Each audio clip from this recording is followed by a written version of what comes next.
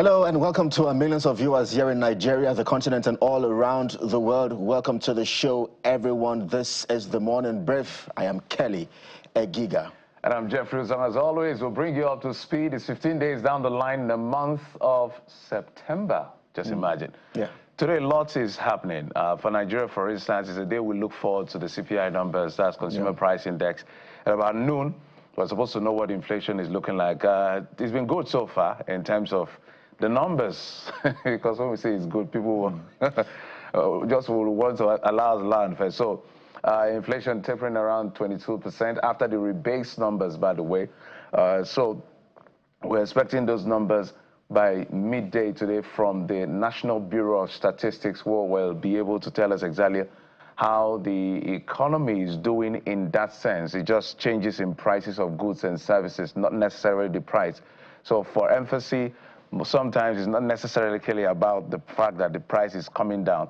It just shows that the rate of change in prices, whether it's up or down, is not as aggressive as before or is as aggressive as before, depending on what the data says. And we've also seen that the Naira has strengthened lately as well. And there are a couple of factors. One of the biggest factors to that is the dollar has been weakening. So if you see currencies that are paired with the dollar, maybe the British pound and any other currency that is a base currency, especially for the forex market, you could see those currency hitting upswing in that sense, or swing highs as they call it. You see even gold itself, also giving record high because it's a safe haven when the dollar is not doing well. And that is coming from the fact that the NFPs, which is basically non-farm payrolls, which is basically saying that jobs have been added into the U.S. economy for last month has not been very good. 22,000 as against projected forecast by experts to 70-something thousand. So that's playing a very fundamental role. The CPI came out and also Kelly for America the other day. Inflation is still very high in America. So everybody's waiting for 2 days from now what the Federal Reserve will do, whether they would go dovish, simply saying maybe they will cut rates or they will hold.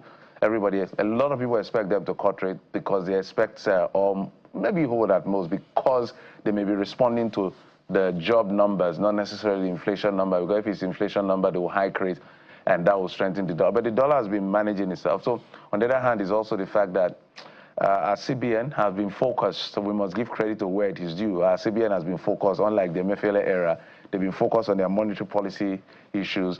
They've not also been swayed by the numbers from the MBS to say they are responding aggressively, because those numbers, well, we have to look at it critically. So I'm just giving all of this background to say that these are the things that are making the dollar, the Naira, to be strong against the dollar. It's not just what's happening at home, it's also what's happening internationally, as far as the numbers are concerned. What are you tracking, by the way? Yes, just to add before we leave this particular conversation is the fact that I think many Nigerians would really have to understand that we have a global problem here. I mean, I know that sometimes we can be very angry at the current administration and previous ones, or what's going on with the economy and all of that. But I think that the world, our economies around the world are battling with inflationary pressures. And that's why we see those numbers going up. But hey, credit to the CBN, as Jeff has mentioned, the numbers are going down. But for many Nigerians, too, is the fact that, look, beyond the numbers, when I go to the market, what's the reality on ground? We don't care about the stock market. We don't care about those numbers. Some would say is the fact that when I want to go through a public transport, when I need to use the commercial transportation system, when I need to go to the markets to buy my everyday commodities and services and all, they want to see the realities of those numbers in the marketplace. And so that's where perhaps there's that's a missing link. Hopefully we see how, for those who understand these numbers, the experts and analysts, I mean, it's perhaps good news for them, even though some also cast doubt sometimes about some of these numbers from the MBS and all of that. Some say, look, some experts and analysts will say, we don't really believe this number. Some even say the number should even be higher than what's the reality on ground versus what these numbers are saying. Perhaps should, it should be higher, but hey, let's give this current administration some time and let's see what they can do between now and 2027. But you know, I mean, Jeff has asked what else are we tracking? Yeah, just before we leave that again, I also have a problem with the NBS number when they rebase. So I don't want to go to the technical details. So for the purpose of a layman, the component that makes up the number, how they I'm trying to use a late term, low apportion numbers, you know, what we call weightages across board from food to energy and all of that. A lot of people have quarrel. I personally have a quarrel with that because what they have done in the last few years, like for instance, the labor numbers, employment numbers are now, you know, it used to be 30-something%. Yeah. But adopting from 40, you should be, you're considered employed if you work for 40 hours a week, maybe a month or so. But they reduce it to like if you work for, I think, 1 hour a week or so. So that drastically reduced the number. They say is adopting international standards. So sometimes these things are not home reflective. That's the same thing that they do with the weightage at the CPI, which is why I was saying that the CBN is not responding aggressively to it, because how it works is that in checking inflationary pressure, like 4% difference between the inflation number and the interest rate. But now the inflation is at 22%, interest rate is still at 27%. It's good for outside aid. So if you are looking from Nigeria, outside Nigeria into Nigeria, with interest rate and a stable currency, investment is right. Naturally, you have all those FPIs and dollars coming in. But for within, it's a challenge. So big one. These are some of the balance that both the monetary and the fiscal authority have to work on to make sure that for the average man, as Kelly has said, they are not interested in all the rallying of those numbers, not at all. NGX and all of those are for the stock market is saying, not at all. Yeah, it's for the market. It's the reality on ground. That, look, you know what? Reality on ground. But I'm not going to lie to Nigerians. This government has taken a position that we're going to wait for a very long time to see how it plays out, because it's, you know, of the nuances of capitalism that they played out as far as this is concerned. It has its positive and negative. Welfarism has its positive and negative, which is why I'm begging the political parties, choose an economic ideology. Let's have the political parties that want to say we'll keep subsidy. But you will tell us how you sustain it, not just that you will keep it. Don't run the economy into it, don't tank the economy and all of that. So anyway, sorry, I didn't want to go to this. That was not the plan. But it's important to inform and educate Nigerians, because this is important to all of us. Our job is to, you know, bring it to the fore. You can now make sense of what it is. But beyond that, Kelly, we're tracking something that has to do with the lawyer and so on. Oh, yes. So, well, Festus Ogun, a lawyer, he has been in the news for quite some time. He was even here. Yeah, so I mean, the story has it there. Yeah, there you see the tweet, the lawyer confirming that he has met with the governor of Lagos State, who he says has now unblocked him on X. Finally, that's because this has lingered for quite some time now. I think since 2021, just after the issues at the toll gates, the Lekki toll gates, I remember. So he had blocked, the governor had blocked him, so he had said, you know. But it's good to see that the governor has unblocked him, and they have even had a physical meeting where he has now said, you know what, public officials should always be ready for criticisms. And I like the fact that, you know, the Lagos State governor finally has had to meet with him, because some will say, Festus, you've been very controversial. I think he has also sued the governor of Ogun State as well, Prince Dapo Abiodun, in 2021 as well, for not making public the revelations, the investigations from the NSAS panel of inquiry that was set up by many states across the country to unravel some issues around police brutality and all of that. So it's good to see that Lagos is taking the lead.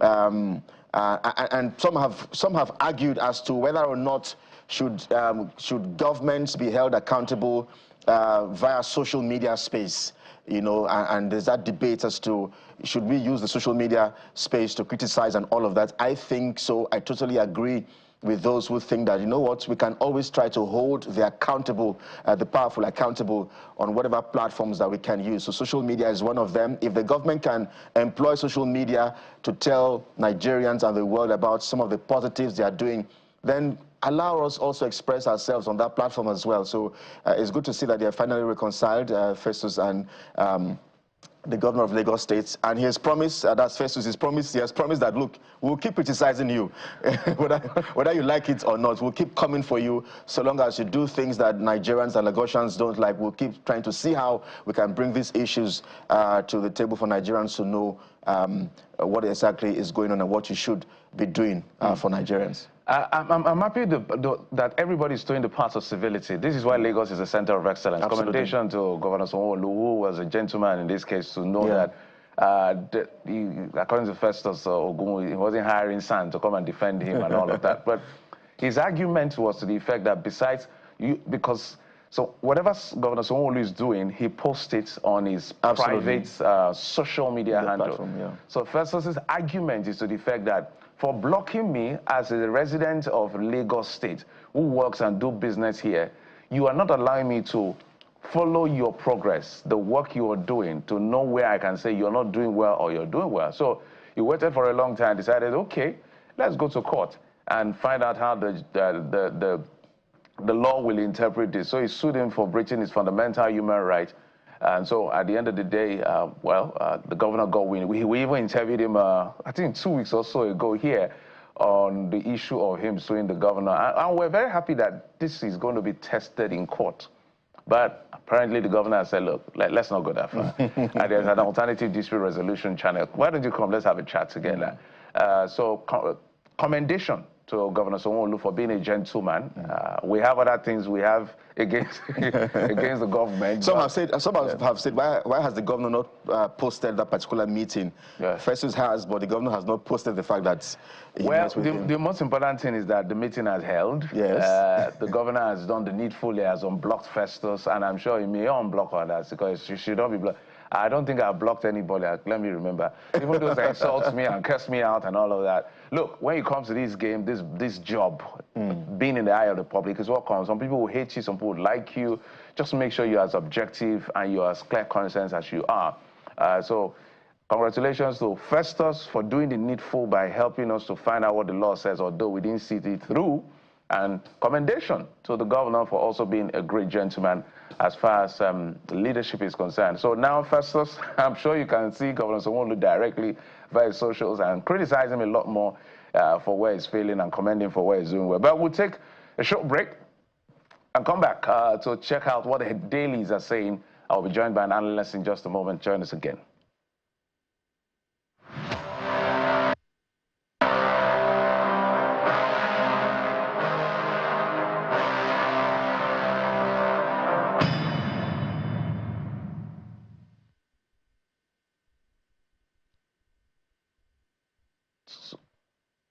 So let's get to the dailies and find out what the dailies are saying. Sport for choice, literally, sport for choice. I must say, okay, let's see what the Daily Independent newspaper is actually leading with. The Daily Independent newspaper will have a flurry of papers, but we're being joined in the program by a guest analyst. He's a media consultant and the chairman of Guild of Public Affairs Analysts of Nigeria, joining us virtually from Enugu State. Thank you so much, sir. Mr. Ambrose Igboke, thank you for joining us on the program. If you could kindly unmute your device, I guess you can hear me, so you can unmute your device so we can hear you. Can you hear us now, sir? Oh, there. So we will try and get Mr. Igboke to join in. Can you hear us now, sir? Okay. Daily Independent, clearly, is where we lead from. 6 months to deadline.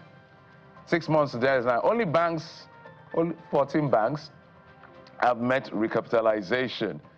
6 months to deadline, according to, not according, because everybody's familiar with this story. That's what the Daily Independent is leading with, 14 banks. So recapitalization has happened. I've forgotten all the numbers, but I know the biggest of the banks is expected to have their capital base at about 500 billion. And then the sub-national banks, regional banks, and other microfinance banks, they have basically the CBN, since the coming in of Olayemi Cardoso, who said, look, if we want to do big things, then we must go big or go home. We cannot have a bank. We cannot, Kelly, do you know that at some point, I don't know now, there was a time that if you put all our banks together, one telco company in terms of capitalization is bigger than all of them. So if a government wants to do a 500, let's say a $300 billion project, which bank is it going to borrow from? So we now resort to international lenders and all of that. That's why the CBN has said, for where the country is going, for a $1 trillion economy and more, and for further strengthening of the financial system. Let's be clear, Nigeria's financial system has done quite well. If you compare to what even happens in America, the speed at which you get money and all of that, the fintechs, the way they are giving the conventional, traditional banks a run for their money is something to commend the fintechs for. So everybody's their game, they're putting on their A game as far as this is concerned. But what we're talking about here is the recapitalization. So what happens is, if any bank doesn't meet the capital base of the banking sector, you may have to merge or you go home. So we're happy this is being put, you know, in the front burner by the Daily Independent as a reminder to all of us. So don't worry, even if your bank merges, doesn't mean anything will happen to your money. We have the NDIC and all of that to make sure that all of your monies are, you know, safe for this. But Kale, why I'm happy with this is the fact that so that banks can really be supporting the economy, especially the private sector, to do the kinds of projects that are quite transformational, because they can't lend what they don't have. Yeah. Although the CBN has tightened a lot of ropes in terms of the CRR, the cash reserve ratio, and all of that. But they don't. So with those numbers, it's important their capital base is as huge as it can be. It's not just for bragging rights. It's not just that we are big banks. It's also to be able to support the economy, whether it's the public sector or the private sector, to do big things. I'm happy with the president saying that, look, in terms of a non-oil sector revenue target, we've met it, so that what they call the crowding out effects in this banking sector, it doesn't crowd out funds for, you know, the private sector. So yeah, to that extent, well, this is just keeping tab on all the sectors, the big banks and the soon-to-be big banks. So we may see, I don't know whether we're going to see a change of name and all of that. I was just trying to remember now how many Tier 1 banks we have in Nigeria. I think there's just about 4 or 5 of them. No, we have more than that. We have the FUGAs, the First Union Bank, United Bank for Africa. We have the GTB. We have Access. Are you sure there are more than 5?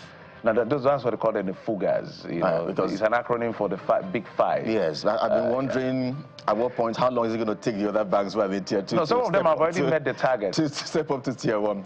But someone had said that, look, you know what, the banking sector is where you have one of the biggest frauds in this country. But let's not go to that. I understand that Dr. Ambrose Igboke has joined us now.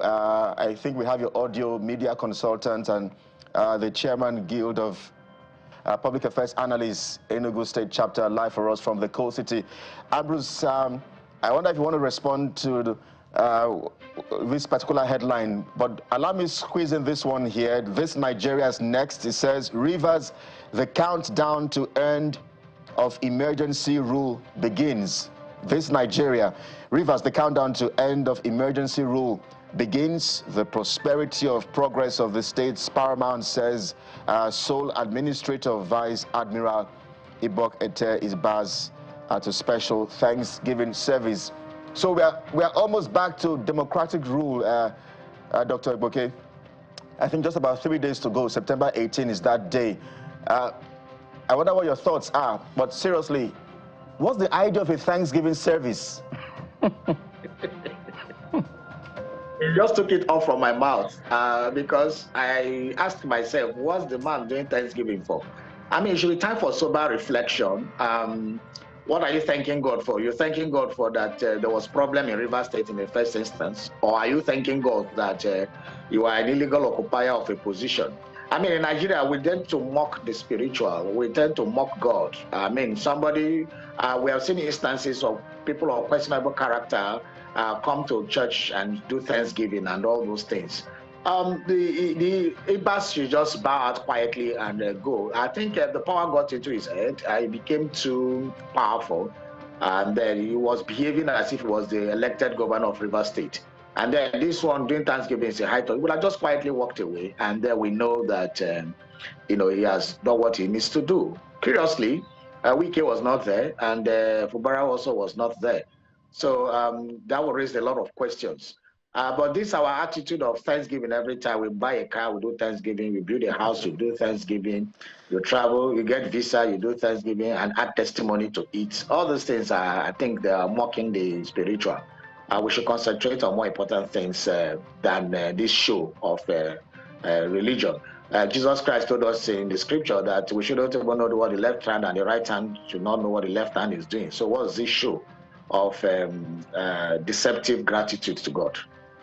Then when you talked of the, let me just quickly comment on the bank issue, the recapitalization. I remember, I think it's 2006, 2007, when Professor Charles Soludo, then as CBN governor, led the drive for the capitalization of the banks. Before that, we were having mushroom banks. The banks were almost in every street. Everybody wanted to be an MD CEO of a bank.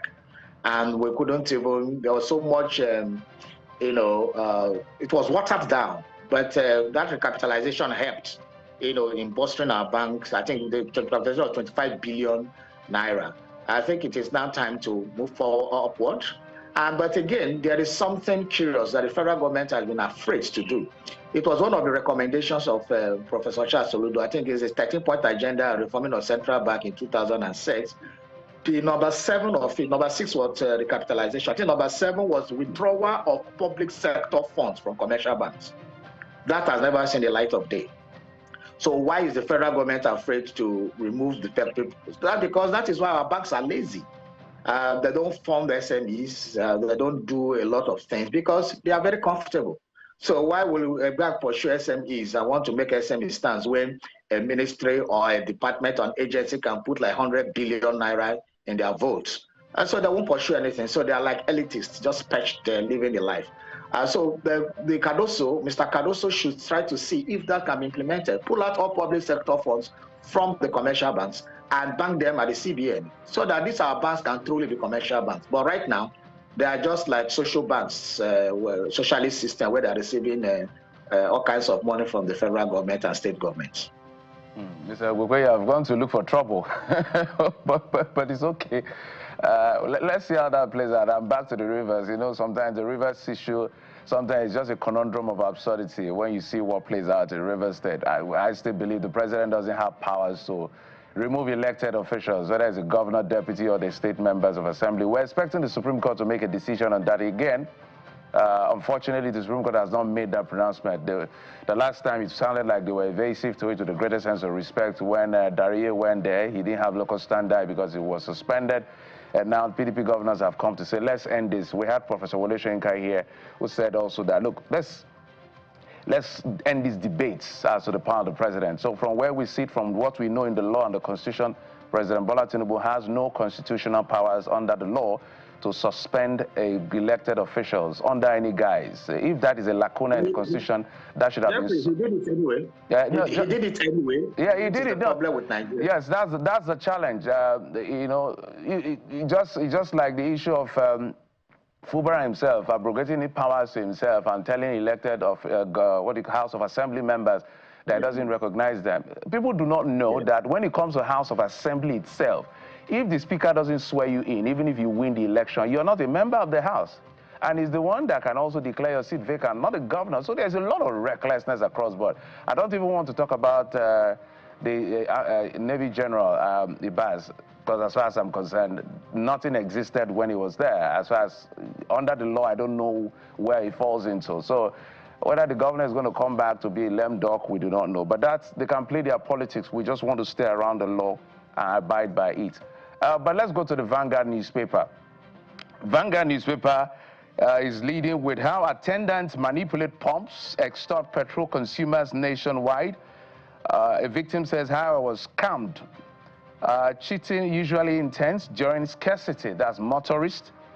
NMDPRA lacks adequate personnel, absent at filling stations. Yet again, the NMDPRA, there are questions of this. I would like you to comment on this issue because the question of NMDPRA's competence is also called to question here. When it comes to how they reviewed our part of the participated in telling us that the refineries are good to go because they followed Melekari all over the place. We had our cameras and look at what has happened to those refineries. Now, we had the petroleum people that used to check the filling station. I don't know what's going on. What do you make of this story, sir? Well, for Nigeria, it is a peculiarity of absurdity that some time ago I saw a video where there were few queues in 1974. There was scarcity of fuel. 1974. Then we come back to 2025. We are talking about 51 years later. We are still talking about fuel queues in a country that have the pipelines. Remember that some time ago, at least in the 30 years, 40 years ago, we had, pipelines running through to fuel depots. So we have one in Ore, for example. We have at Ibadan. We have in different places. We even had a refinery in Kaduna for the purpose of servicing the north. It was seamless. We didn't have all these trucks all going to Lagos to go and pick petroleum products and the rest. It was seamless for a while. Then SAP happened to Nigeria, Structural Adjustment Program, and within the late 80s, early 90s, we started having issues with our refinery. And till now, we have not been able to fix our refineries. I think it was it took Dangote just a single company, to show us that it was not rocket science to build a massive refinery, and he did it under a few years, and his refinery is working. I think it's also very clear that there are some convoluted conspiracy to ensure that our public refineries do not work, because when you calculate the turnaround maintenance time that have been done on our refineries for the past 30 years, going to billions of naira, you start wondering, what were we maintaining? In every year budget, we see maintenance of Kaduna Refinery, Warri Refinery. People are earning salaries, working in those refineries, doing nothing. And then what has happened to the PIA? We talked about modular refineries. Nobody's ready to invest in modular refineries after the PIA Act. So what is the problem? Is it that the government are not even giving the support needed?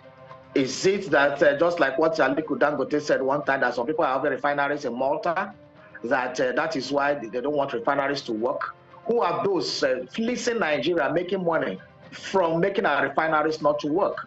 Look at all the like we use the word paparazzi and all the media optics that happened in the Port Harcourt refinery. Just because Dangote opened his own refinery, all of a sudden NPC ran to Port Harcourt and gave us flashes of light in the whole place, and we thought that we had something going. Just few weeks, the thing packed up. Now none of the refineries is working. And nobody, the paradoxical thing about it is that nobody is even being questioned. Nobody is being arrested. Nobody is being fired. Nobody is being jailed. And we're just continuing like that as if nothing is happening. So the refinery is a monumental failure that we have had, and something must give way. But rather than chasing those who are making these things not work, the federal government is interested in increasing tax, doing all sorts of things against the citizens. Dr. Agboke, let's move on and take a look at the leadership. I'm trying not to say anything about the refinery, because I remember my last interview with elder statesman and former president of this country, Chief Olusegun Obasanjo. He actually made a proverb, where he said, if you sow 200 lies, you would get to harvest 200 lies. So I'm trying not to say anything about those refineries now. But hey, I know that the former GMD, Mele Kyari, was invited by the EFCC. Let's see how that goes. Perhaps he can do some sort of explanations for what has transpired, or what transpired under his leadership. Talking about leadership, the leadership newspaper is next. It says, evacuate now. Communities near Niger, Benue, Gongola rivers are told as federal government issues fresh flood alerts to 10 northern and 1 southern states. This is a big concern. I think about in all, we have about 11 states there that have this flash, this news flash of, you need to be on red alert. I wonder if you're really concerned about this flooding, because it looks like every year we're back to issuing these alerts, and after this year we go back to square one. While other countries are busy, Kelly, other countries are busy fighting natural disasters, flash floods, torrent. We are, always going in the same cycle with man-made disasters. what is the source of this water that is flooding the whole place? It is a dam from I think from Cameroon, where there was an agreement that they'll build their own dam, and that Nigeria should build a holding dam somewhere in one of the northern states, so that when there's an overflow of water from that dam from the other country, that the Nigerian dam can hold it. But Nigeria, for over 50 years, more than 50 years, Nigeria has refused to build its own dam. So when the dam overflows from Cameroon, it now floods the whole of that place. And it's very painful and embarrassing, and also very shameful that we have what we call National Emergency Management Agency, NEMA, doing nothing, just issuing press releases that people should pack to where? Government did not make any available alternatives for them. The government did not even say, okay, these are safe places. Normally you have safe places. This is a recurring thing until you're able to find a permanent solution. Actually build safe places for them. No, they didn't do that. We have a Ministry of Disaster Management. What disaster are they managing? So this comes to show the failure of government to do the most needful and critical interventions for the citizens of this country. So every year, and we know the particular period of the year this comes, when the dams overflow. Yet we have remained for over 50 years doing nothing. That shows insensitivity of government to the citizens of this country. 10 states out of 36 states. This is more than a quarter of the states in your country. Yet you sit down. For those who have seen some of it, sometime I was in Lokoja twice or so when this thing happened. The entirety of some part of of that town is submerged. Buildings go, roads are flooded and abandoned. It's a deep crisis. Yet, year in, year out, some people sit pretty well in Abuja and they issue statement and said people should evacuate. Evacuate to where? They didn't even provide apparatus for evacuation. What are the equipment? What are the facilities that are provided for people to even evacuate? What have you done for containment of this flood? Nothing over the years. Yet, year in, year out. It's because there are no consequences for failure in this country. And that is why people just do whatever they need to do. If a small flood happens in some of this country, the minister is gone. Even if they are natural floods, these are not natural. These are things we did ourselves and we have refused to tackle over the years. Yet, next year, somebody who will issue this statement will issue it again and nothing happens. It's a pity. Bad behavior. Let's hope that, I don't know, nothing to add to it. Let's go to the Guardian newspaper. Guardian is leading with something. Schools are resuming today, most of the schools in Nigeria. Okay, let me say Lagos and every other place resuming today. So, see how the Guardian captures it. Parents struggle with steep tuition hike as schools wrestle rising operational expenses. So, the numbers they are giving is to the tune of about 25 to 100%, whether it's the schools for the big boys or the public schools or the private schools. Parents are really having a very difficult time right now to be able to afford fees because the institutions themselves, some of them arbitrarily increasing fees, some not arbitrarily, but they have to hike so that they can cope with operational expenses from fuel to all of that. What do you make of this story? Well, I think just like what happens in most sectors in Nigeria, the proprietors of schools, especially private schools, are being very greedy. The increase in the school fees are not commensurate to the economic realities. For example, for a while now, the fuel cost or diesel costs have not increased. They have been stable at a particular point, that are oscillating between 100 naira and 150 differentials.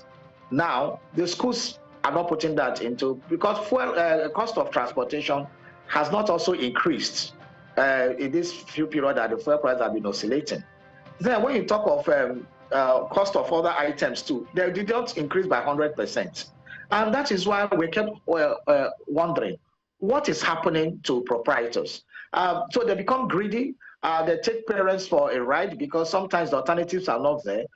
The government schools themselves are not doing well because if the government schools are doing very well, and they are very good, they are very purposeful for the 21st century, parents will not bother to go to private schools. But because the private schools are basically the only alternative for maybe lower end middle class and upper end middle class and people who can afford it to give their children good education. The people are cashing on it. Apart from the school fees, they have come with all kinds of fees. They introduce all kinds of fees to practical fees. They do costume fees. They do all kinds of sports fees. They do this, all kinds of things you have not thought of. They make it compulsory for your children to come for lesson, whether they go or not. You pay for it. There should be a mechanism to checkmate. There should be an ombudsman and somebody who can be able to checkmate the excesses of these private schools. And unfortunately, most of the parents are not also, just like the Nigerian kind of attitude. There's a sort of a laxity about it. A lot of parents are not ready to do what we call class sheets against schools. They come to PTA meetings. They don't try to talk to proprietors. Some of them feel that if you raise the issue, you will think that you are the poorest of them. So there's this thing of class struggle and the rest. And then some parents also, because of peer pressure, they want to put their children in schools that they cannot afford. And so because your child is going, your neighbor's child is going to school A, so my child must go to equivalent school so that they will not think I'm poor. So I think also there's a mentality about the schools we go to. There's also a mentality about the cost. Some school proprietors have actually said that if you made the price cheaper, that some of the A-list clients they have will think that the school is too cheap. So there's a kind of mundane attitude that we display in this kind of situations. So the proprietors are comfortable doing what they're doing because nobody even challenges them. Nigerians, as usual, will go more, and then we keep quiet. There is no commensurate economic index to actually prove that what these people are adding is, commensurate to the economic realities. Dr. Igboke, just before we head on to the next paper, I wonder perhaps if you think this is a deliberate attempt to make federal government-owned institutions or schools not to work so that people can take their children to privately owned schools, because it's almost like this is what we try to create in systems where the ATM is not working so you can use the POS, and it looks like now federal schools. I went to a federal government school in Cross River States, and if I don't think that I would like my children to go to any federal school the way things are going. So I wonder if you think this is a deliberate attempt to make these public schools not work so that the privately owned schools can flourish. No, I wholly agree with you, because it got to be like a gang up of the people who are supposed to make the system work against those of us who are those ordinary citizens. We talked about the refinery earlier, where in a country that produces crude oil, we are the only country that produces crude oil that imports refined products. Yet we are comfortable with it because somebody somewhere is making money off it. Now, I attended sometime, I think 3 years ago, I attended a reunion of the command secondary school at Abakaliki, where some of my friends were part of, and I went to see them in Enugu here where they came, and you could see that there was an admixture of both the elites, the middle class, and the lower class. Everybody mixed together. The children of the poor were going to school, the children of the middle class, and the children of the rich. But we don't have that anymore. So what we have now is that the elites are on their own, attending the schools where you even pay in dollars. You hear school fees of 5 million per term, and then you hear so that in a session you are paying 15 million naira. Then you have people who are struggling with 10,000 naira. You have schools that are not accredited. You have schools that teachers are not even registered. So all kinds of things are happening. And the public schools that you said, there are no-go areas. Look at the unity schools we have around the country. That used to be the pride of the nation. Look at, for example, even schools like King's Square College, Queen's College, that used to be modeled after the top schools in around the world. They are just shadows of themselves. So it's a big shame that we cannot even maintain what we received from our founding national leaders. The generation that came after our founding national leaders, all those that became president in the 70s and 80s, those who are pushed out in this mess. Right. And it's a shame to them that what they received from Awolowo, from Zig, from Tafawa Balewa, and all those crop of national leaders, they could not even transmit it. They inherited, they went to free schools, they were eating chicken. Remember the Ali Mosgo riot of 1976 or 78 was called because there was no food chicken. Dr. Boke, so that is how comfortable they were in schools those days. And then now they could not transmit those things to the next generation. And here we are suffering. Yet some people say we are lazy youths. Dr. Boke, you know what? Let's just head to the New Telegraph. It stays with Nigeria's education sector. It says that pro-chancellors demand end to varsity strikes, urge federal government to deal fairly with unions. It says there are other riders there. It says commend government's moratorium on new universities, call for review, increase of budgetary allocations to education. And then, of course, there's the story of resident doctors as well. But, I mean, staying with Nigeria's education sector, I wonder what do you think? Because we have more universities, new universities which have been created, you know, to cater for the high number of Nigeria's young population. But then again, it looks like the quality of education is somehow declining. Well, everything in Nigeria is declining. From the way we live our life. Is that a fair statement to make on Nigeria's leadership, to say everything is declining? Everything in Nigeria is declining. I was in Warri again last week. I grew up in Warri, the Delta State Company, Alaja, the estate there.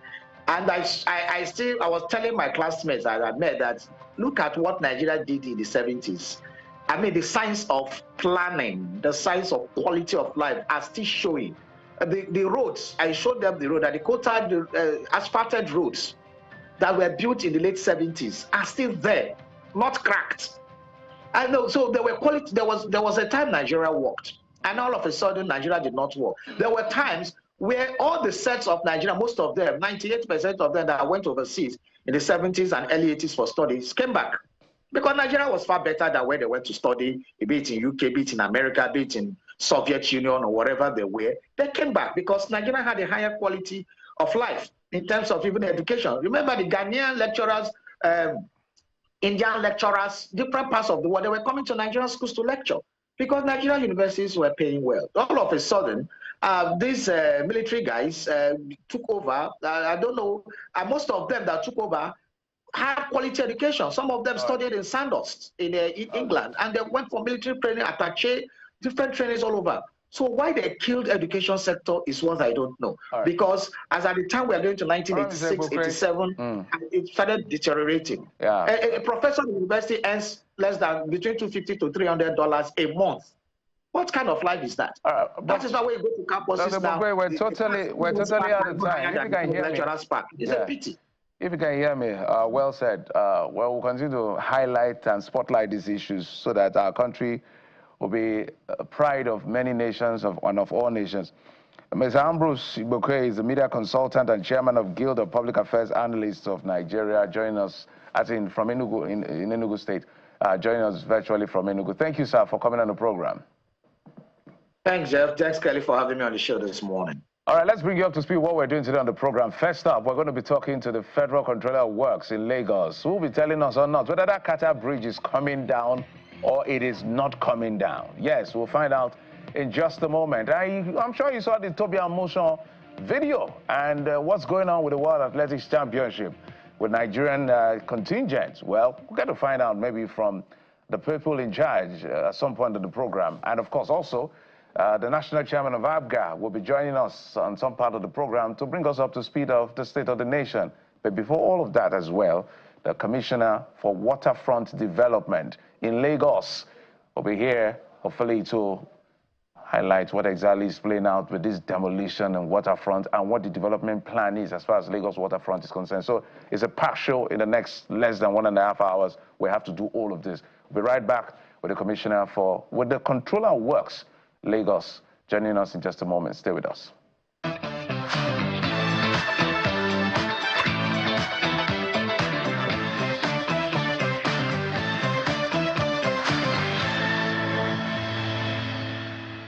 All right, many thanks indeed for staying with us. Let's get in and get to unpack our first conversation as we take a look at the Lagos-Qatar Bridge. Many of us here, residents in these states, have been, we're surprised to see the news of the Minister of Works, Engineer Dave Umahi, saying that the bridge is irredeemable. In fact, some have said that he has been quoted as saying that the bridge is no longer structurally viable. Well, who else to unpack all of this for us than the rep of the minister in Lagos, the controller of works, Engineer Keisha Olukorede, who joins us live on the program virtually. Thank you indeed, Engineer Korede, for agreeing to talk to us.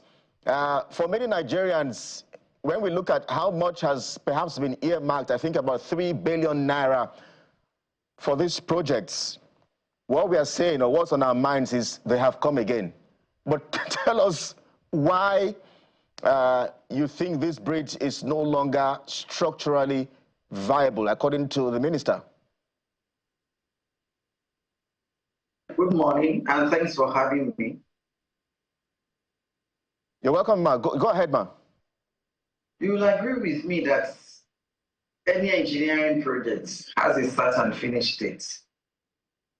It's not a date that the project has a lifespan. Let me put it that way. So this bridge is one of the oldest bridges. The oldest, it's not even one of the oldest, of the 3 bridges that connects the mainland to the island. And it was built in the early 90s, far, far before the independence of the nation. So it has reached its ultimate serviceability state. And so there is need for us, especially due to lack of maintenance. In this part of the world, once we build, we just assume that it should be there forever. So there has been no intentional program designed to maintain it year in, year out. And so as a result of that, you have some of the pipes, there's 1 or 2 disconnects. And then the activities of illegal miners and dredgers has impacted negatively on the substructure of the bridge. Mm. So last year, the federal government awarded the maintenance contract on it, trying to see what repairs can be done to those structures that are above the water level. That's what you are showing now. You see those patches are repairs. Yeah. That repair work is still ongoing. It's not 100% done. The contractor has gone just slightly halfway. Mm. And so it's still continuing to do those structures that are above the water level, that can be seen by the eyes. Mm. But having said that, like the Honorable Minister would say, somebody does not have legs and you're trying to patch the hips. That's the situation we find ourselves in the Qatar Bridge. And because this government, this Ashwabi government, in conjunction with the indefatigable Honorable Minister of Works, Dave Umahi, they are proactive. Mm. So the government has decided to take a proactive and holistic look at all the elements of the bridge, not only the surface one, the substructure that is above the water level that you can see with your naked eyes. We decided to go inside the water to see how the legs are actually standing in the water. And we discovered some out of place things that made us to know that that bridge needs urgent attention. And that's what we are doing. I just wanted to confirm from you, Engineer Korede, that so you're telling us that the bridge will be pulled down completely? The bridge will be, well, before it's pulled down, we're considering the option. Federal government is considering the option of doing a new one. When we looked at the cost of repairs, it's almost like doing a new one. So the government, being the government of the people, is now trying to see the options on the table. And that was why the Honorable Minister himself came last week but the tide was so high, we were on the water, on top of that water for about 2-3 hours. But the tide was high at that moment, and he promised to come back. So that the reports, there's a subsisting contractor on that job. So the contractor gave his own report.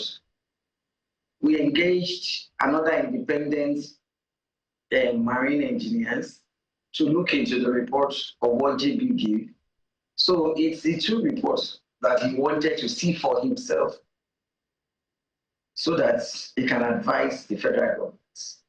But that day, the tide was so high and he promised to come back.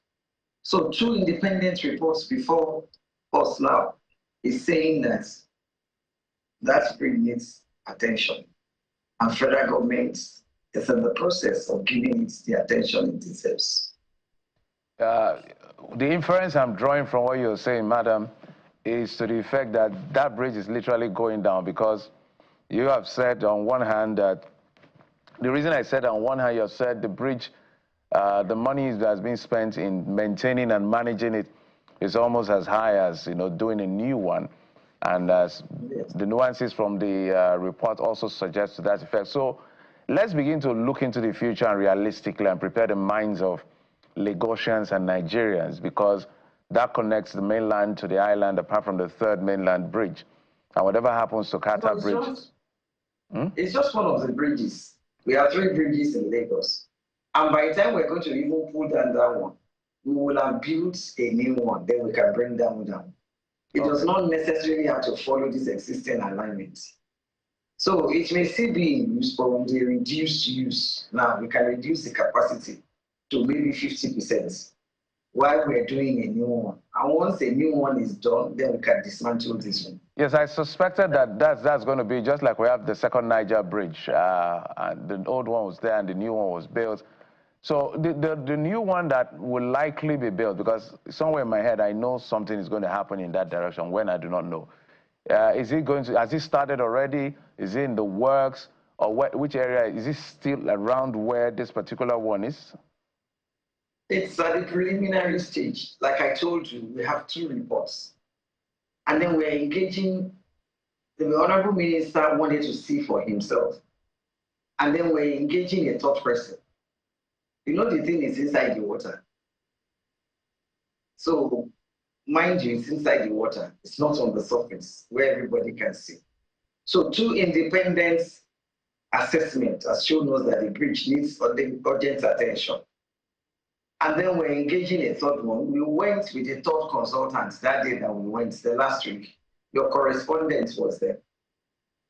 And then he wanted to see with the 3rd consultant so that we, by ourselves, test 1 or 2 bridges. When we test 1 or 2 bridges, thereafter, it can advise the federal government to take an informed decision. Yes. So I know that the minister has also raised concerns about what could have possibly caused this damage. In this part of Nigeria, I know that trucks are always parked on such bridges. So walk us through, I mean, apart from, you said, yes, each bridge has a lifespan. So I'm wondering, but this issue of parking trucks, for instance, heavy-duty trucks on bridges, I'm sure that perhaps is one of the causes of why we are having to having these issues with the Qatar Bridge. Is that correct? It's part of the issues. Just like when you say factors of production, it's not only one factor. It's not only nearness to raw materials. There are other factors that will make you cite an industry where you cite it. Okay. So the same thing is applicable here. It is not only as a result of lack of maintenance, but the debt load too is a possibility, because bridges are not designed to accommodate static loads. They are designed to accommodate dynamic loads. So when you turn a bridge or a road that is supposed to have life load, dynamic load, moving load, you turn it to a truck park or car park, this may be one of the after effects of that. So confirm for us the amount of money that will be used for these projects. The minister has been quoted as saying that about 3 billion naira will be required to perhaps rehabilitate the Kata Bridge. Is that true? Well done. You just helped me with the answer.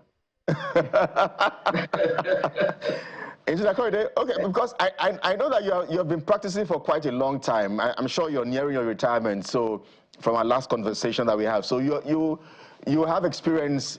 Give us a figure as to how much are we looking at here? Because when it has to do with infrastructure. My honorable minister too is an engineer and is a well-informed one, a well-grounded one. So absolutely. If he had given you a figure, you want me to come here and say it's not so.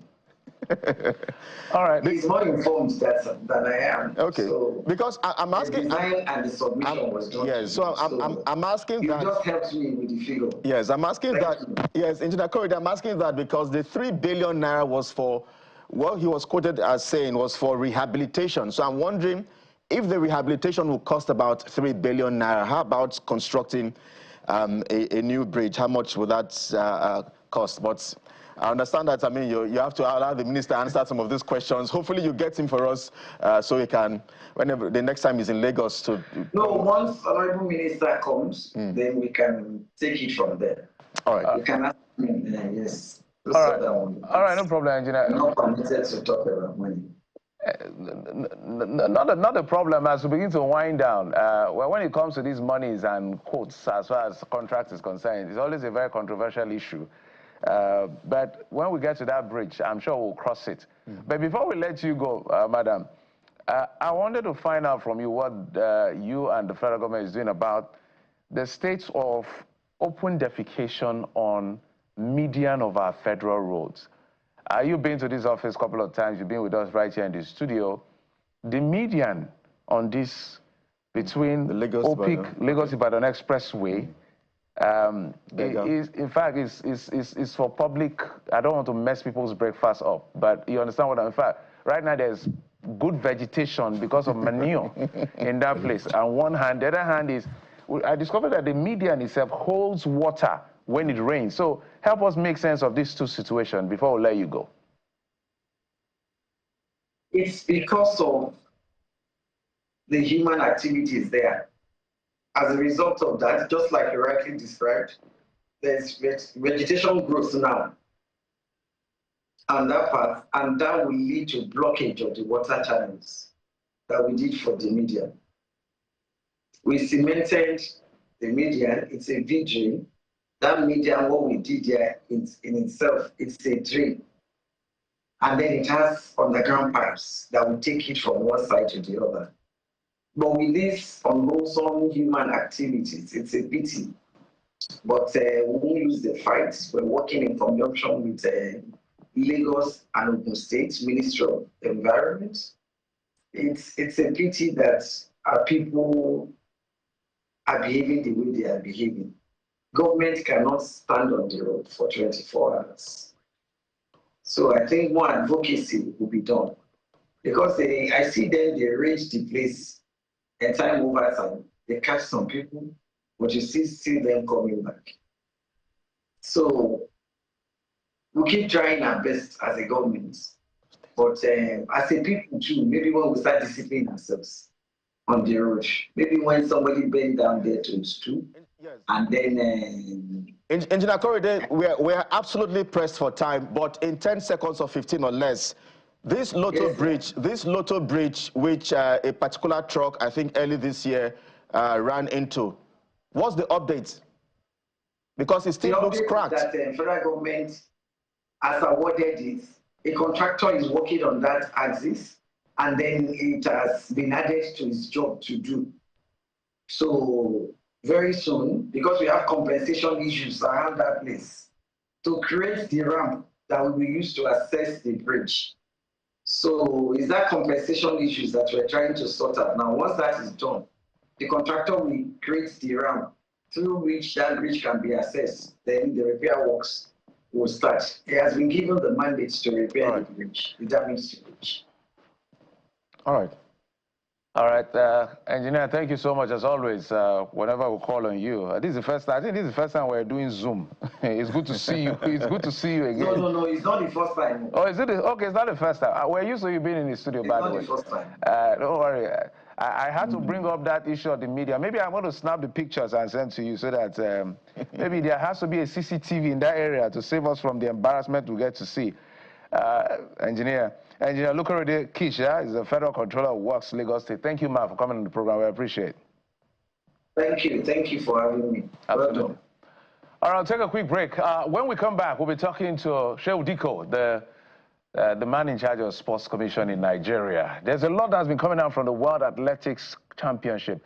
Toby Amusha is supposed to be running our finals today. The gentleman yesterday ran, couldn't make it, talked about his health, the issues around kits, the issues around, quote and unquote, anyhowness from the officials. Well, he's here to answer all the questions.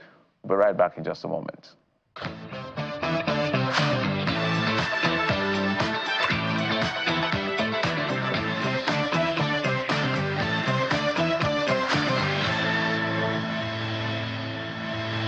Diko joins us. He's a chairman of the National Sports Commission. He joins us virtually.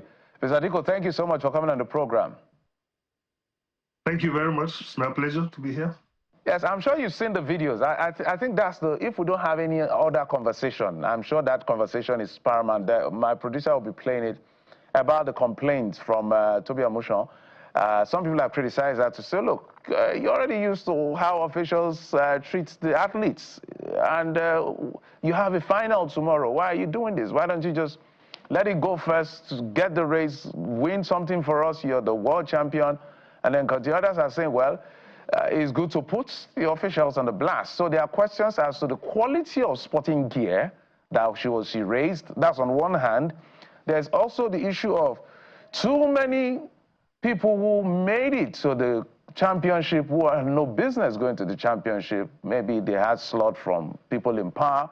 That's to the second hand. And then I've forgotten the gentleman's name who ran yesterday and didn't do too well. He said he was not feeling well, but they insisted he run. So if you can unpack to us what you know about the situation.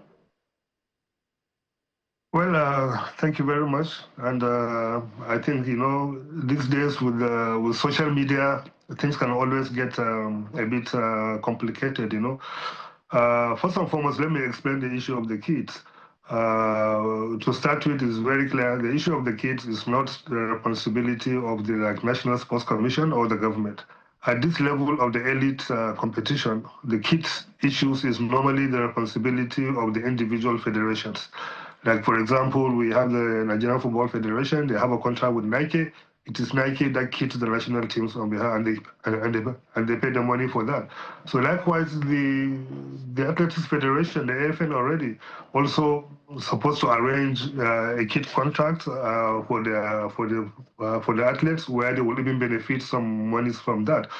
And if you recall, previously the AFN some years back, before we came at the scene, they have a big contract with Puma. But that contract went into a lot of issues, a lot of crises, whatever. Well, that was before us. That was like 5 years ago. Since that time, they have not been able to conclude that. It is now when we came on board that we are able now to get trying to get the Puma issue resolved and stuff like that. So therefore, at this tournament, as they are going to this tournament, they are negotiating with the iRacer. iRacer is one of the global brands in the kitting. In the kit business for the athletics. So they now agree a temporary emergency contract with them for this World Championship. And so these kits are not bought, as people are claiming all over the place that, oh, they spend a lot of money to buy the kits, this and that. No, the kits are supplied free of charge by the potential sponsor. And the sponsor came in with a very big deal for the AFN as per this tournament, including, for example, bonuses of 30,000 for every athlete that wear the kits and win a gold medal. If you win a silver medal, you get 20,000. If you win the bronze medal, you get 10,000. That was the kind of structure of the deal they did. So, and they started supplying the kits, and they were giving to the athletes. And those kits are not inferior or whatever people are trying to say, because if you look at other countries also are using similar kits from iRacer. It is just probably about the packaging because it was not put in the box, it was not put at this like the other countries are doing, and it was not bought in bulk. That probably, Toby, I don't want to go into Toby, she's our star athlete, and we respect her a lot, and we honor her a lot. And so she did the video. It is what it is, but it is not the case. That's why we kept quiet for the past 2 days, because now you have seen all the athletes have been using the same kits, and those kits are comparable to the same quantity and to the same quality like any other athlete is using. Probably she has issue with the packaging, she has issue with the quantity being supplied at that particular time. Yes. But the Athletics Federation have issued a clear statement to say that they are just providing the kits in bits and pieces. So it shouldn't be really an issue. I thought even the AFN should have been praised for going quickly to get the transaction with the air racer, which includes a lot of bonuses and motivation for the athletes if they win. That is the situation with the kids. Yes. But what I want to clear is that those kits are not bought. They are given by the sponsors. All right. Mr. Diko, I think, yes, you have made that point. Nobody should go claiming that, they spend billions. You have made that point, Mr. Diko, so that we can touch other aspects. I believe we as just one moment, we as a National Sports Commission, when we made this on ground, we are trying to resolve that. We have done, if you go in history, we have done the under-18, under-20 African Athletics Championship. All our team in that championship used the Puma kits, and they were so brilliant. All right. We took our athletes, about 100 of them, to the Africa Youth Games. They used the kit to be supplied. Nobody's complaining about that. All right. So this is just a misunderstanding, which I thought maybe with the relationship between Toby and even the president of the AFN, they're like father and daughter relationship. She should have approached them and clarified, look, what's going on here? We are having new kids. All right. Because they have... Mr. Diko, so that we can squeeze in more questions. There are a number of questions we need to put across to you and all of that. So I'll need you to speak to the issue of another allegation, which has to do with the number of officials attending this particular championships. How many officials do we have at the event, and how many athletes do we have at the event? Now, that one too is very, very false. It's a deliberate misinformation by people who are within the AFN, who are normally, probably, they are not happy with the AFN leadership, and they are trying to bring down the system. It is very, very true. It is false. It is not factual. The entire athletes now are taken to this championship are 15. And then the officials are 4 coaches and two medical doctors, and then 2 officials from the federation. That is it. Less than half of the athletes, and the coaches must be there. You can't take 15 athletes without coaches. 4 coaches are with them. You can't take athletes without the medical team. The 2 medical team are with them, and then there are only 2 officials from the Athletes Federation that were there, the president and the secretary, who are even there not on the sponsorship of the government or anybody, on the sponsorship of the world body, because they are having the World Congress there. As per the National Sports Commission, because we are the ones that laid the rules and say that we are only taking the people that are relevant to the tournament, unlike before. So we only have 1 person from the National Sports Commission, one person who is there, who is the Director General, who even before he becomes the DG has been going to this World Championship for decades.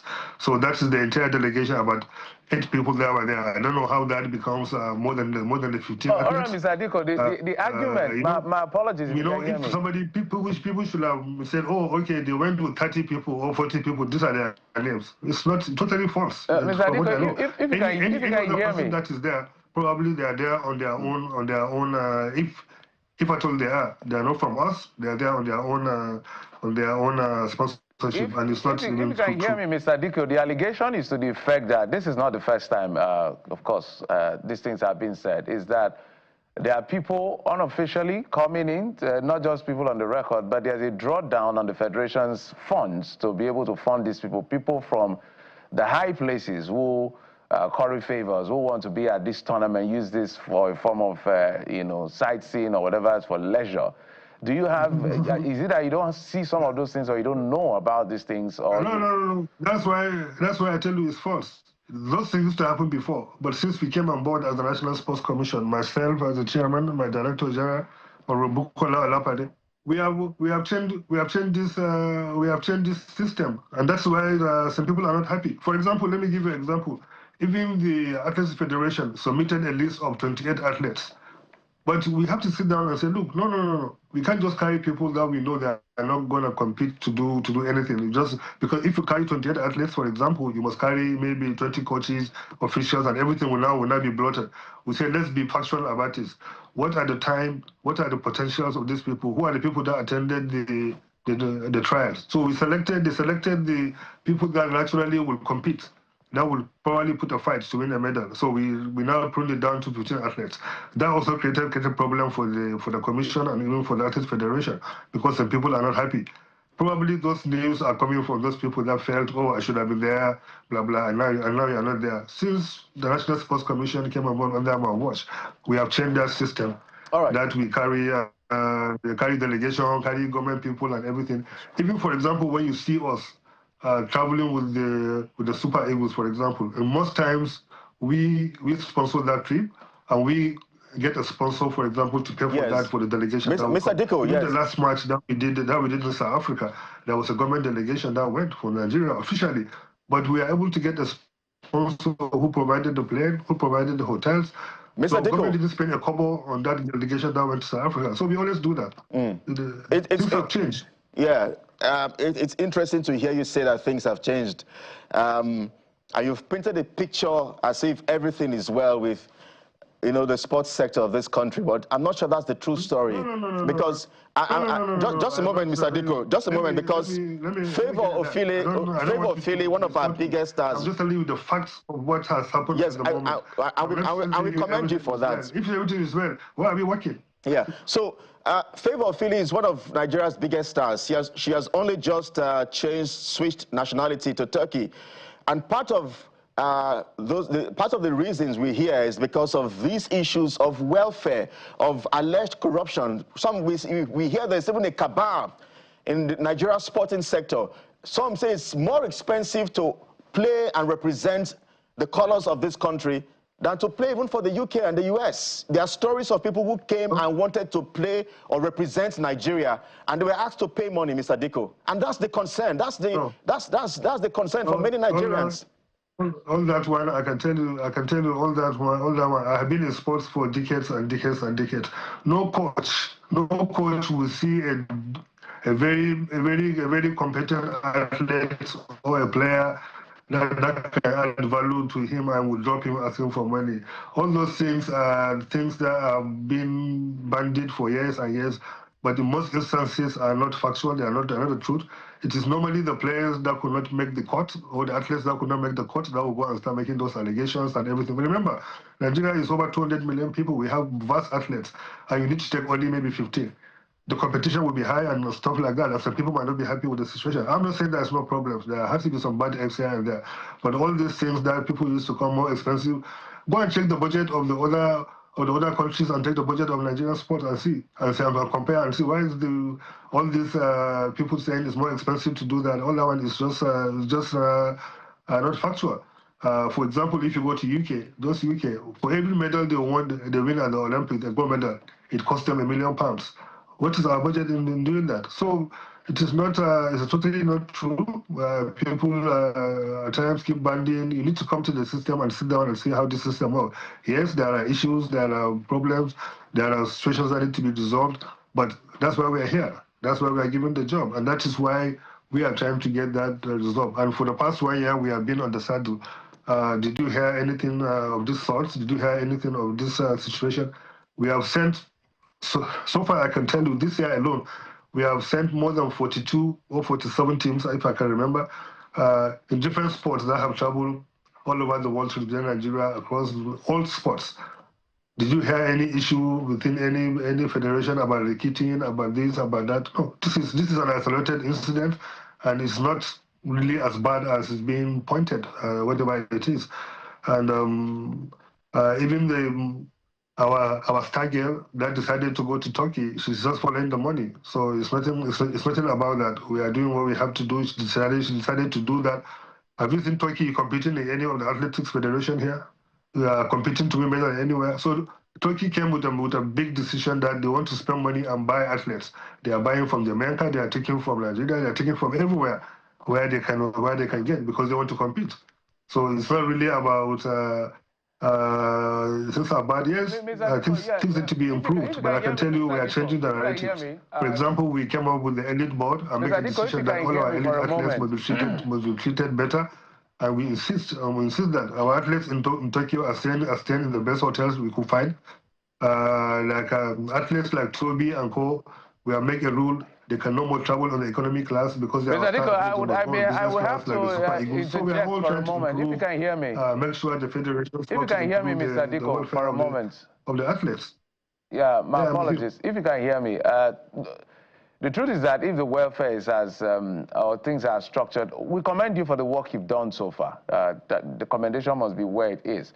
We commend you for the work we've done so far. If the welfare is as, upscale as it should be, I don't think these people will be switching nationalities.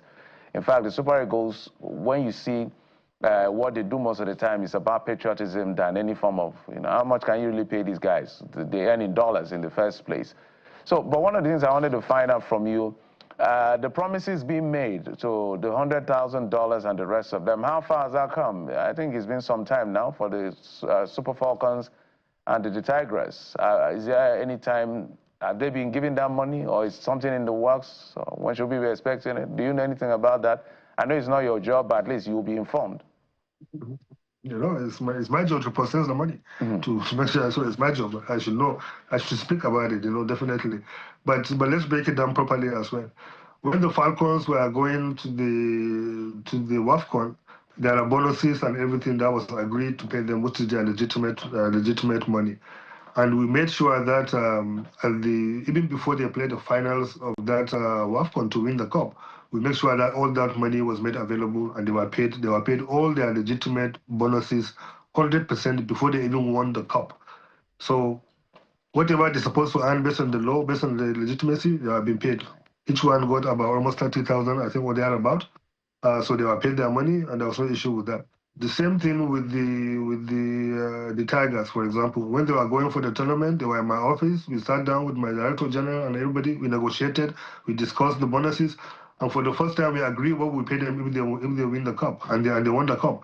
And the moment they came back, that money was paid to them 100%, and they left for their distance. What Mr. President Bola Tinubu promised is his own decision to make sure that we not create another pathway, another way to make our athletes to believe in the country and to be honored. So that was done. The moment he promised that to give them the $100,000 equivalent in Naira for the girls, and also the national honors and also the houses. The next day, what we did as a National Sports Commission was to sit down with the athletes and collect all their account numbers, verify their account numbers, verify their addresses, and I raised a memo to Mr. President to say these are the people that are entitled to this reward that you have given. This is their account numbers, and this is their addresses, and what have you. So please, Mr. President, now direct the relevant authorities, which is the Minister of Finance and the Accountant General, to pay these monies direct to the account of these players. Direct the Minister of Housing to make the allocation of the houses to their addresses, direct with their names and their addresses for us to distribute to them. Direct the Minister of Special Duties to issue the national awards and certificates to their addresses and their names. So that memo was raised. I know that memo had to go through a process. It went through a process, and Mr. President duly approved those memos and directed the relevant agencies. So as we speak in the final analysis, the Ministry of Finance and the Accountant General of the Federation is processing the payments. The Minister of Housing is processing the housing allocation. Even today, I'm going to have a meeting with him later today. The Minister of Special Duties is also processing to issue them the national award certificate. So all that Mr. President have done is part by approving and directing the relevant agency to do that, and they are doing the process. And what I want to remind us is that if Mr. President will come on the stage today and just made an announcement that I'm giving my athletes $100,000 and equivalent in Naira, and the next day they are getting cash. Yes, people should Mr. Diko. Because there has to be a process to make sure that due process. We are totally out of time, Mr. Diko, and I hate to break your flow of thoughts. We are totally out of time. Super Eagles, 2 questions, yes or no. will they qualify for the World Cup? 2, will Eric Schell be retained or sacked? But Eric Schell is a responsibility of the Nigerian Football Federation to decide at the end of the day. After they finish, they'll do the analysis, and then they will recommend to us, and then we look at it, we approve or we disapprove or we engage to do that. As for the World Cup, we all know where we are. When we came on board, we only have 3 points out of 12. But now we are able, at least with Eric Schell, the NFF, we pull ourselves together and make sure that we pull. Now we've got 8 points in another 4 games. If we have got this result before, probably we could have been now preparing to qualify to the World Cup. But at this moment, we have to be fair and factual about it. Based on the numbers, it's out of our hands. So we just have to win our next 2 games and see what that happens, because it's still football. Somebody will lose. Somebody have to lose somewhere before for you to qualify. So it's no more out of your hands. But we will have to just win our next 2 games and see where that will take us. But we are still hopeful because of football. 2 games of football is a long distance. Anything can happen. But factually, it's not in our hands, and but we just have to keep winning what we have to do. And then in that respect, I can tell you, we as a commission, we did all that we have to do to support this. The last game we played, for example, the National Sports Commission chartered the flight, paid the hotels, make the bonuses available. So thank you so much. We're totally out of time. We're totally out of time. Must thank you so much. But as we said, we hate to break your thoughts. Now we're just hoping, it's on sad that for the first time Africa will be going with like 10 teams. Nigeria is not listed. We may have to wait for another 4 years. It's just, I think Alex Iwobi and Trustekon that have made it among the boys to the World Cup. But must thank you, Shehu Diko, the chairman of the National Sports Commission. Thank you. Thank you very much. It's my pleasure to be here, always. We'll take a break. When we come back, we'll talk to the national chairman of the All Progressive Grand Alliance. Afterwards, we'll be talking to the commissioner for Waterfront Development in Lagos. Stay with us.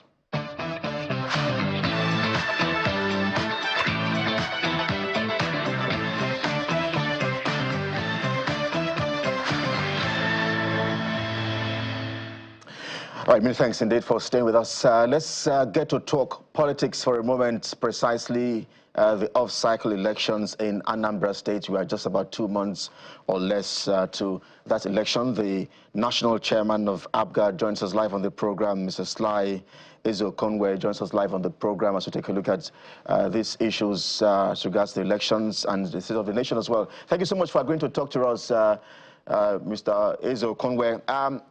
I'm sure that your party is ready with less than 2 months to go. Is that correct? Yeah, thank you very much for having me. I must say it's quite a pleasure and quite a thrilling one for me to be here this morning. And like you rightly said, it's less than 2 months actually, and we are as much as possible dotting all the I's, crossing all the T's, trying as much as possible to crisscross the entire length and breadth of Anambra State. But then there is one important factor. We believe as a political party that what was given to Professor Charles Chukwuma Soludo is a 4-year mandate. And there are no ifs and buts about that.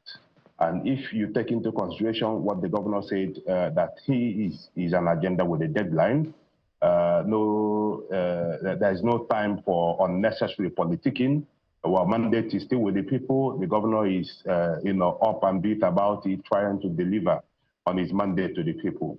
In fact, as I talk to you now, I am aware that the governor is right now holding the ESCO meeting. There are some persons that would have abandoned the governors just on the guise of campaigning. But here, we are trying as much as possible, visiting communities, commissioning projects, flagging up projects, holding meetings, doing everything. The business of government is still up and running. And that, on our part, we believe that that is the way to go.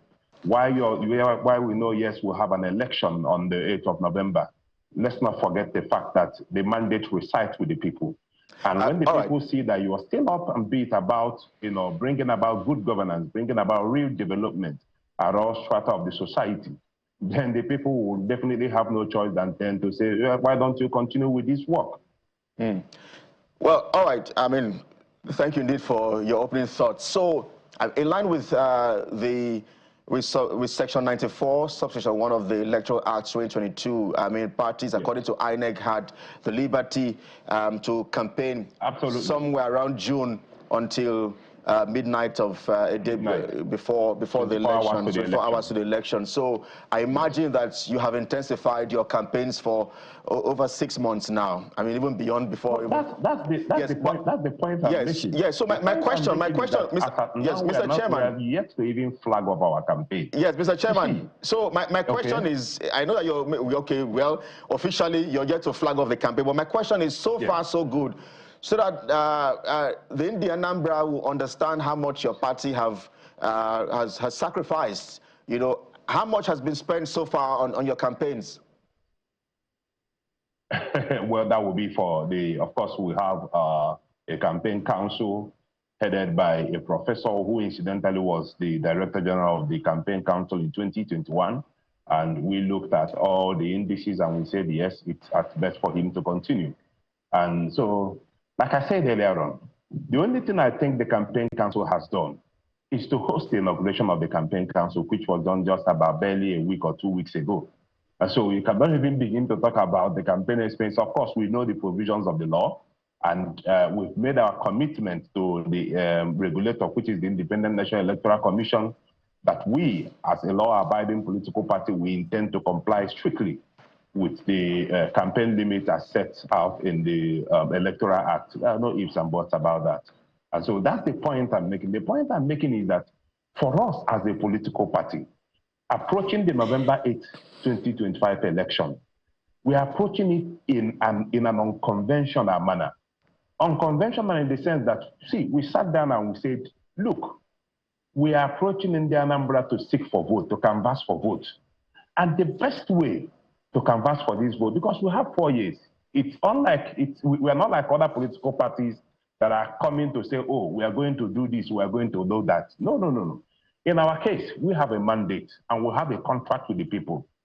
And we are saying, look at the milestone we've recorded in just less than 4 years in office without borrowing a dime. And of course, you saw the statistics that was reviewed, or the data that was reviewed by the National Bureau of Statistics, or from Budget Hit, showing the fiscal responsibility and financial sustainability of our state, putting Anambra as number 1 in the entire Southeast and then number 3 in the entire country. These and many more are the reasons why this government has done marvelous. All right, Mr. Azokenwa, if I may comment, you're already campaigning, but when it's campaign season, if you want to do proper campaign, you are going to pay us for it. But it's okay. The point is that we're having an unconventional. So there are people who are critical. There are people who are critical. Just a moment, sir. There are people who are critical of the Professor Charles Soludo, that yes, he's done some things, but they feel that lately he's been majoring on the minor. Maybe every other day, taking a swipe at Peter Obi, and some people are comparing the state to Enugu State that is rolling out mass transit and all of those kind of situations. When you hear such a session that the governor seems to be majoring on the minor and he's being distracted by who wants to run for president and who not, rather than focus on his job to give the dividend of democracy to Anambra people, as a national chairman of the party, how do you intend to direct that? Well, for me, I think I must say that I'm quite surprised at your statement. Peter Obi is not a candidate at this election, and I don't think he has ever been an issue at any point in time. Maybe some persons, there's one thing about this life. When the governor is asked honest questions or makes certain comments, I don't know how people begin to misinterpret or begin to find a way to twine stories around the former governor of Anambra State. Let's not make mistakes about it. Mr. Peter Obi is a proud and worthy son of Anambra State, and I always say that he contested and he governed Anambra State under the platform of APGA. And so when you come to the Hall of Fame of APGA in Anambra State, he is our first governor, followed by Governor Willie Obianọ and now Professor Charles Soludo. And I don't think the governor has ever disparaged Peter. So let's not make issues around it. Anybody sitting somewhere that tries to pitch Mr. Governor against Peter Obi, well, that's that person's business. And then, but when you talk about measuring on the minor, then I think personally, I will have an issue with that. Because the only thing I know that the governor has done has been to question the credibility and the credentials of people who say they are coming to run for an office. And you know very well that under the Constitution, the qualification of credentials for someone who wants to govern a state is an issue that is at the core, very much at the core of the credibility and qualifications of a candidate. And then when you have a candidate who probably parades a WAEC certificate, for example, that looks all fake, you know, with even the results looking quite questionable, you know, with regards to if I may use the appropriate word, the qualification for someone to hold the exalted office of course, the governor of a state, then I don't think you will be right to call that majoring on the minor. You know, for us as a state, and if you look at the mandate, if you look at the 5 pillars of this government, one of them, the present administration, one of them is governance and value system. There is something fundamentally wrong. That someone who says he's running for the office of the governor in a state, and a state like Anambra, the state of Chinua Achebe, the state of Professor Kenneth Dike, the state of Nnamdi Azikiwe, you are parading a result where you have just about 2 passes and 1 credit. There is something fundamentally wrong about that. That's not the way we want the society to go. And when the governor raises an issue about such qualification or such credibility, then that cannot ostensibly be called majoring on the minor. I really beg to disagree with you. Yeah, Mr. Azekon, in just 30 seconds, if you can, how safe will Anambra be during the election? We see what played out just at the by-election, and we've also seen the flags that Agunde Chemba got for the irresponsibility of some of the people in that militia. That is not to my knowledge. Yeah, Agunde Chemba. Well, of course, you saw even before the election, I think it was the AIG who was in charge of the election. They did make an announcement stating clearly that Agunde Chemba, or the unconventional security outfit of the state, is not to be part of the election, and they were not part of the election. The only place, and I make bold to say this, I've said this here before, the only place that Agunde Chemba was, seen on that day was at the residence of the APC senatorial candidate who had abducted some federal government staff. Coppers who were sent from various places. These people are from various states in Nigeria. They don't know anywhere. They don't know the credit of Anambra State. And a senatorial candidate at an election, ostensibly to change the outcome of the election, decided to kidnap federal government staff. And when you talk about kidnapping, then it's no longer an election issue. It becomes an entirely different issue, governed under the Homeland Security Law of Anambra. And that was what necessitated the intervention of the Agunde Chemba. Outside of the perimeters of the residence of the APC senatorial candidate, when they went to rescue the hostages that he was holding, Agunde Chemba security outfit was not seen anywhere around that election. All right. I make bold to say that. All right. Well, it's a fine place to anchor a conversation, Mr. National Chairman, even though there are many questions that are begging for answers. For instance, I'm sure there are some aggrieved members in your party who are not also totally happy with the fact that Professor Soludo is representing your party, as well as the choice of Nwachukwu for the by-election. But we have to leave it here. Hopefully we get to speak with you again just before the elections when we're talking to the APGA National Chairman, Mr. Sly Eze Okonwe. Thank you indeed for your time on the program. Thank you. Thank you for having me. All right, so we head to our final part of the show this morning as we get to talk about issues around the Lagos waterfront and demolitions here in Lagos. The commissioner for that ministry joins us live on the program in just a moment. Please stay with us.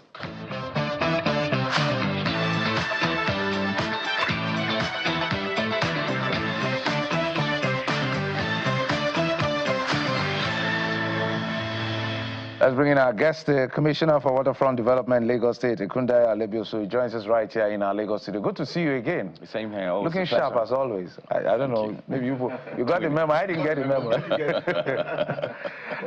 And to the business of the day, Mr. Alebiosu, I think that was early this week, we had the conversation with some persons, the people that, they said they were not the ones that blocked Oronshoki, the road. But you know what happened, the demolition exercise. So we said, okay, what is your concern? They talked about the fact that, I've forgotten the term they use, more like, let me use another term, more like let them remodel their structures to fit standards and all of that. So we asked them, what kind of structures are you living in? They said they were living in shanties and all of that, so the government was not comfortable. We said not all of them were living in shanties. So, depending on who you're asking, there are different versions of the same event. What really is playing out with, especially that Oro incident? Well, first of all, that happens to be my constituency. It's where I've always lived, where I grew up, where I was born, where I've represented. I really feel for our residents, my constituents. It's a very painful thing.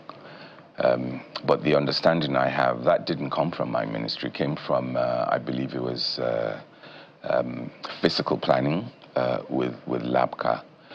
And from the findings that I did, I think there were issues. There were several issues according to them.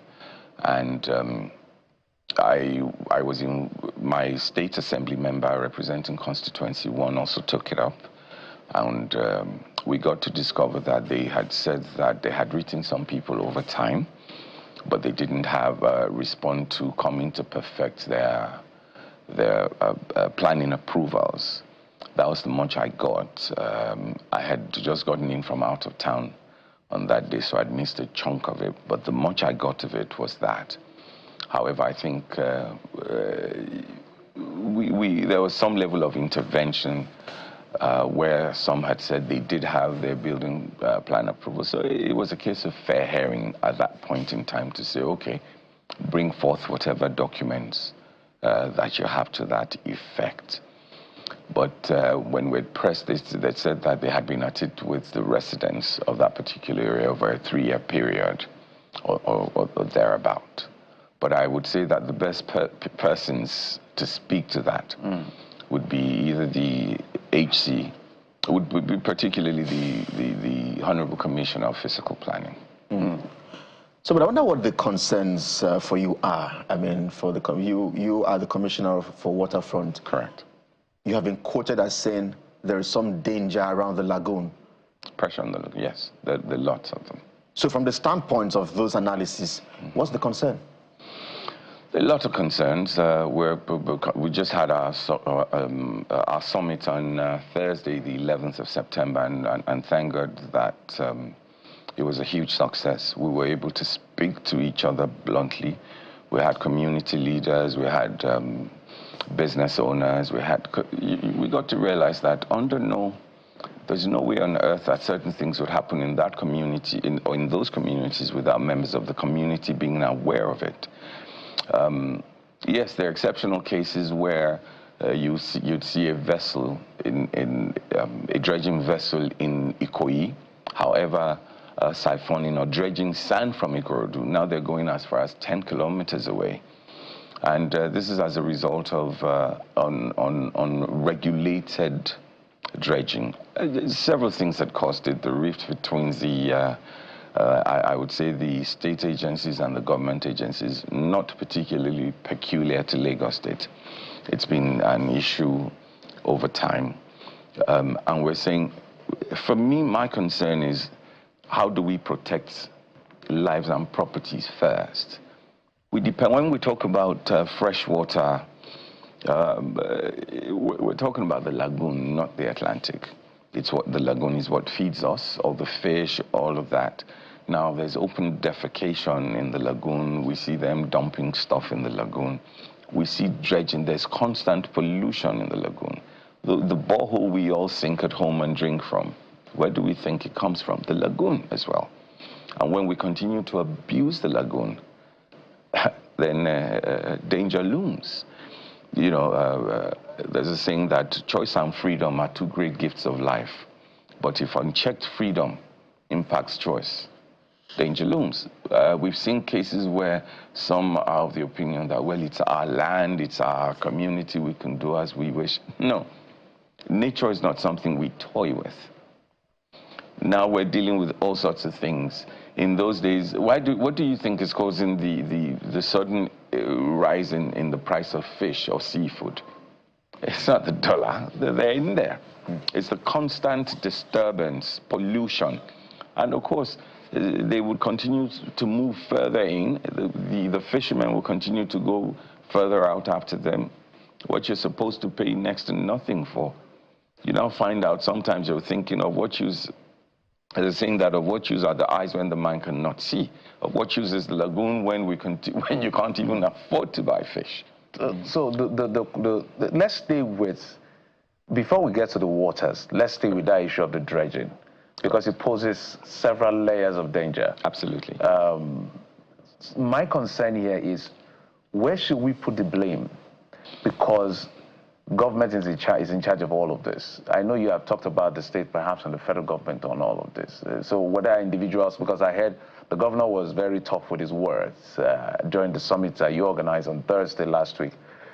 What should we be looking at right now in terms of enforcement? A complete turnaround. A couple of weeks ago, we visited the Ladoi-Lashe axis to see. We rode together on the same boat, and we saw certain things. Definitely, enforcement is a key. It's the most important thing. If you see. Monitoring, rather, is the most important thing, because you can't enforce if you don't monitor. You continue to patrol. It's quite expensive, because boats are way more expensive to maintain, to fuel than vehicles. Tougher sanctions. We've seen that most of the things, some of the legislative some of the legislative provisions are really not as strong as they should be to deal with the issues. And these are the things, this was what the summit was all about, where everybody had to come together, put everything on the table and say, how do we go about it? Some are already clamoring for a lagoon, like the security trust fund. Some were clamoring there for a lagoon trust fund. Some are clamoring for a monitoring agency. They're different things. However, it's not what the federal government can do alone. It's not what the state government can do alone. It has to be a collective. It has to be a collective thing.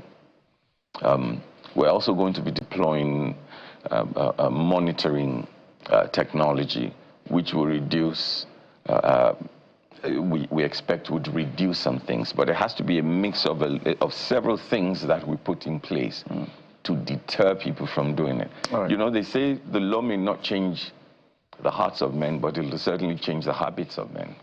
I think the anger for many persons whose properties have been demolished is the fact that where was the Lagos state government from when we got approvals? Well, I don't know where, but some said they got approvals from foundation level, and then the builds lived there. So it's like you build, and all of a sudden, from nowhere, the Lagos state government comes so many years after to demolish. So some are asking, where is the state government, or where was the state government, rather, when these persons acquired those properties and then had to build on it for many years and all of that? You know, they keep asking, where, because if you were present, you wouldn't allow them build in the first place.